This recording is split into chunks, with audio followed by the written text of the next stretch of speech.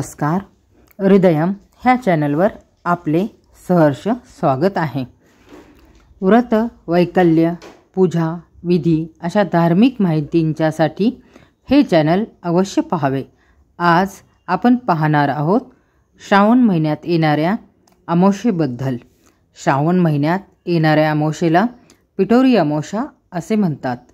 पिठोरी अमावस्येचे दुसरे नाव मातृदिन आहे। वंशवृद्धी तसेच मुलांच्या दीर्घायुष्यासाठी ही पूजा केली जाते। स्त्रियांना सौभाग्य व तिच्या मुलाबाळांना दीर्घायुष्य आरोग्य देणारी ही अमावस्या आहे। या दिवशी उपवास करून संध्याकाळी सर्वतोभद्र मंडलावर 8 कलशांची स्थापना करावी।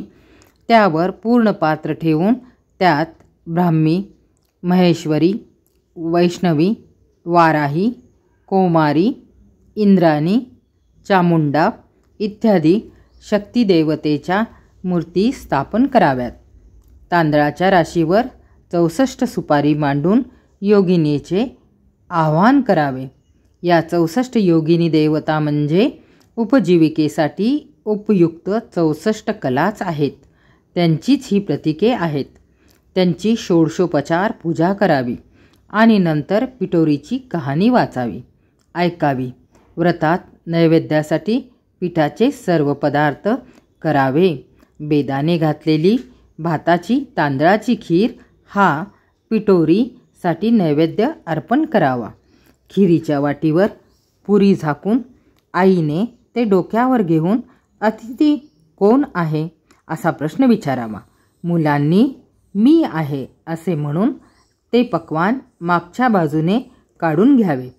पिठोरी अमावस्येचे दुसरे नाव मातृदिन।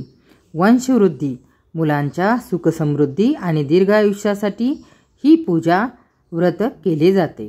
आजच्या दिवशी दुर्गादेवी मातेला नारळ अर्पण करावे। घरात बनवलेल्या गोडाचा नैवेद्य दाखवावा। दुर्गादेवीला कुंकू अर्पण करावे। शक्य झाल्यास ब्राह्मण भोजन घालावे अथवा ब्राह्मण देवाला शिधा अर्पण करावी। नंतर स्वतः उपवास सोडावा। ह्या दिवशी करण्यात येणारे प्रभावी उपाय: 1. पिठोरी अमावस्येला सकाळी श्री सूर्यदेवांना जल अर्पण करावे। जलात तांदूळ, लाल फूल, कुंकू, गूळ घालून जल अर्पण करावे। सूर्यदेवांना नमस्कार करावा। सुखी जीवनासाठी प्रार्थना करावी। ओम सूर्यदेवाय नमः या मंत्राचा जप करावा। संध्याकाळी पूजेच्या ठिकाणी व मुख्य दरवाजावर पिठाचे दिवे लावावे। पितरांना नैवेद्य अर्पण करावे। असे केल्याने आपले पितृदेवता आपल्यावरती प्रसन्न होतात व आपल्या जीवनातील अनेक अडचणी दूर होतात। अशी ही पिठोरी अमावस्या स्त्रियांनी अवश्य करावी व त्यापासून जे फळ मिळेल त्यामध्ये सुखासमाधानाने पुढील भावी आयुष्य जगावे। धन्यवाद।